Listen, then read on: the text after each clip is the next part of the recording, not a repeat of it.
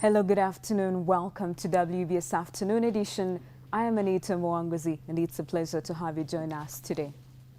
The spokesperson of the Democratic Party, Kenneth Paul Kakande, explains Mao's arrest and clarifies that it is not a resignation as reported by a section of the media.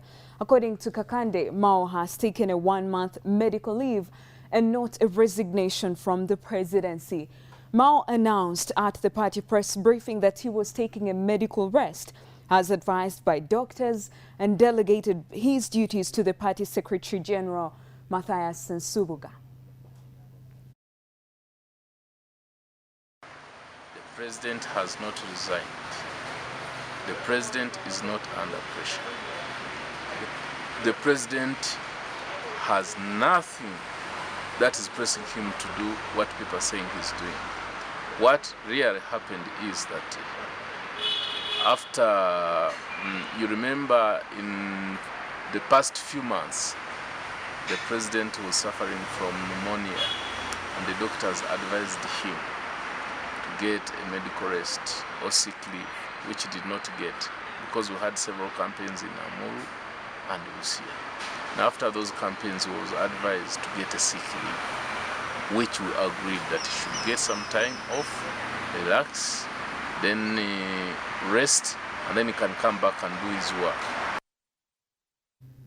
Prime Minister Dr. Ruhakana Rugunda pledges more support to the state-owned bank to facilitate financial services in the country.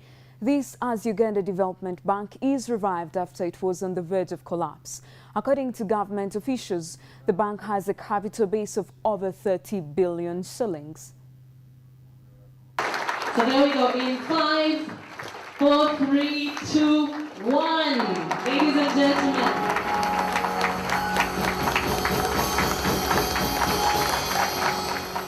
It is self-evident in economic development practice that the presence of affordable and patient credit is necessary, a condition for private sector development, most especially for venture entrepreneurship and small and medium-scale enterprises.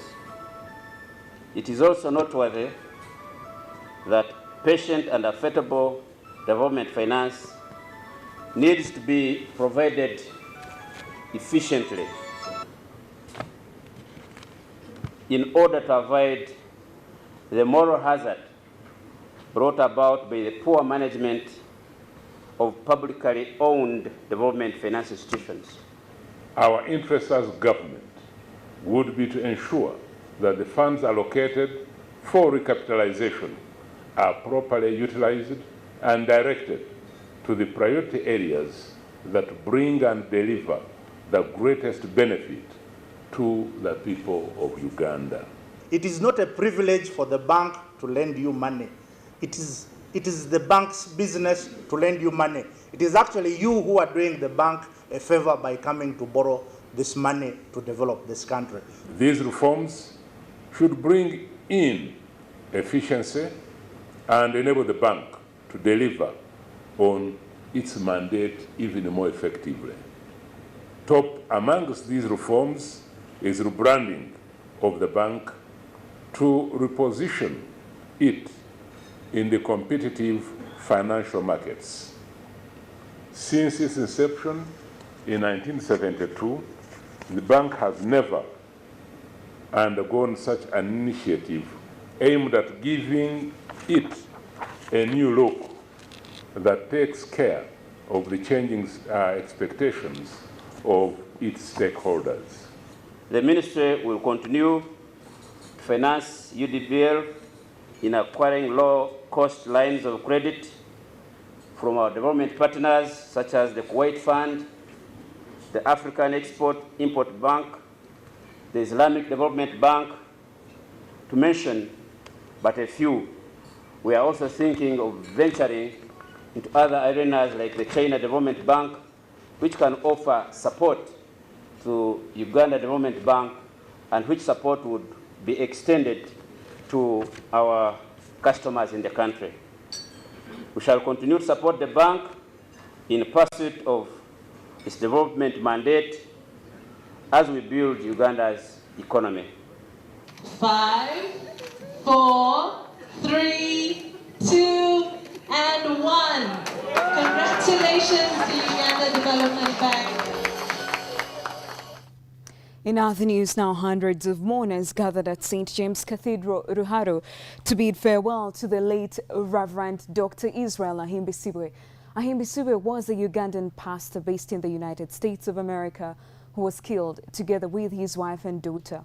Prayers were led by Dr. Saldon Mwesije, the Bishop of Ntungamo. The bodies were later buried in Katete, Shema district.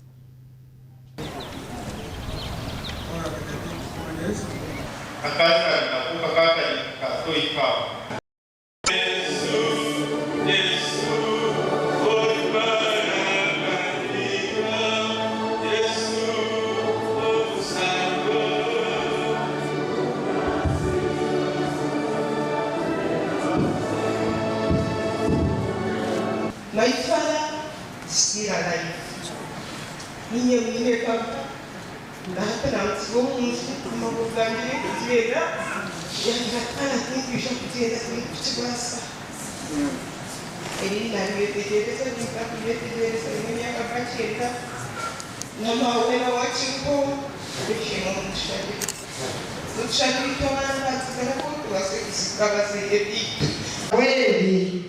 Byongeye kundwaza dukunze kundisa ntetemere ndizire mborogere mukanya n'ukwitekerereza kimwe obushwere bwabo mukababera furawa bwaro n'imyaka 9 mbwene mureba hunahika bantu bwe kusimara hanga baba kuzire. Going beyond borders now, outside Myanmar's main city, Yangon, thousands of workers walked off their jobs earlier this month, demanding a doubling of their wages, pay raises after a year and input from labor unions on industrial regulations. Since Friday, the standoff has grown more tense as police moved in to disrupt the sit-ins, resulting into clashes that injured people from both sides. VOA's correspondent Steve Herman visited industrial zones which have become a focus of Myanmar's fledgling workers' rights movements. Myanmar's labor ministry is warning thousands of striking factory workers that unless they return to work, authorities will take action against them.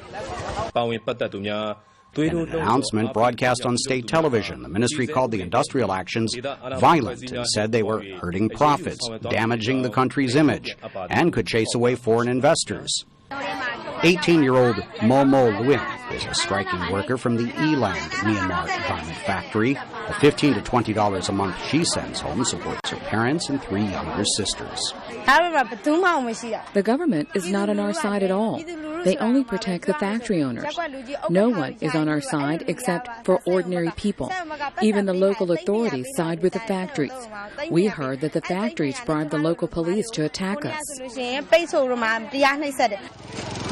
After the violence and arrests, many of the striking workers camped out here now are angry, scared, and suspicious. Many don't want to talk to reporters, believing they are spies of the Myanmar government.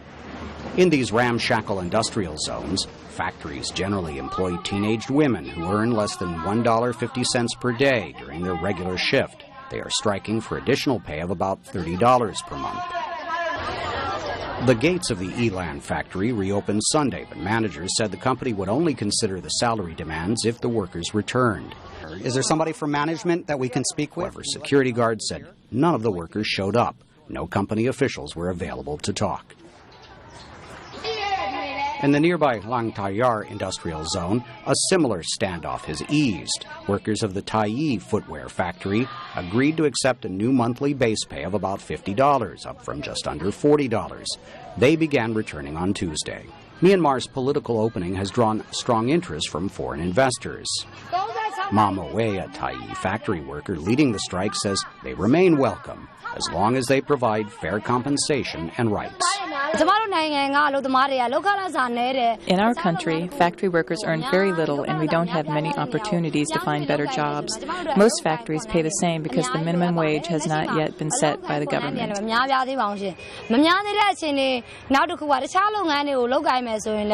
Myanmar's parliament did approve a minimum wage law 2 years ago, but the Labor Ministry has been pedaling quite slowly towards reaching a rate. It says it still needs to conduct more research. We'll now take a look at the money markets. The WBS Afternoon Edition returns shortly. Do stay with us.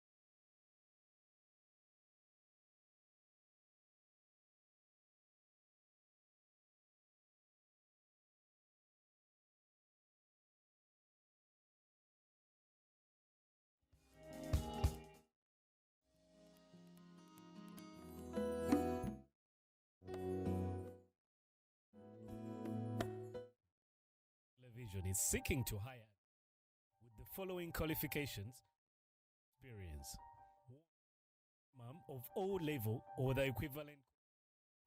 2. Valid driving license with classes B, CM, and DL. 3. Minimum of 3 years driving experience of heavy and light vehicles. 4. Ability to also ride a motorcycle is an asset. 5. Basic mechanic course or equivalent accrued experience. If you match the qualifications and experience described above, please send your application, copies of your CV, valid driving permit, and a letter from your LC to WBS Television, WBS House, Plot 13, Naguru Summit View Road, P.O. Box 5914, Kampala, Uganda. Telephone 0414 344 314 or 0751 888 181 or email to email@wbs.ug.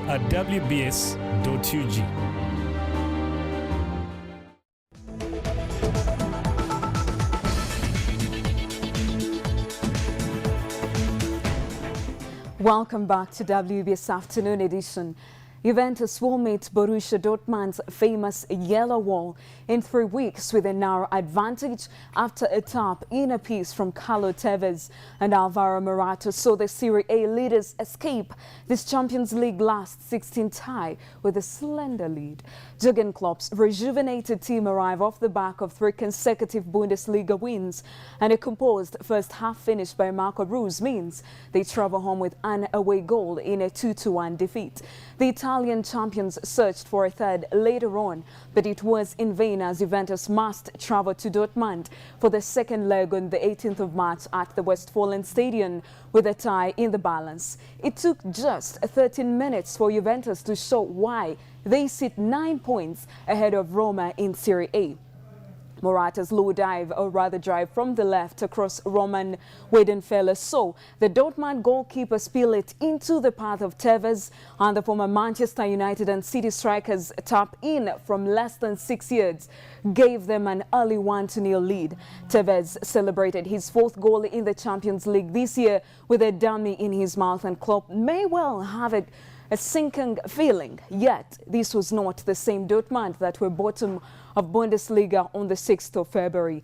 The German club had managed wins over Stuttgart, Mainz and SCA Freiburg ahead of this to lift them to 12th, and they were soon gift-wrapped in an equalizer. Juventus defender Giorgio Chiellini slipped on the edge of the 18-yard box. So Rose steal the ball with just goalkeeper Gianluigi Buffon to beat the man.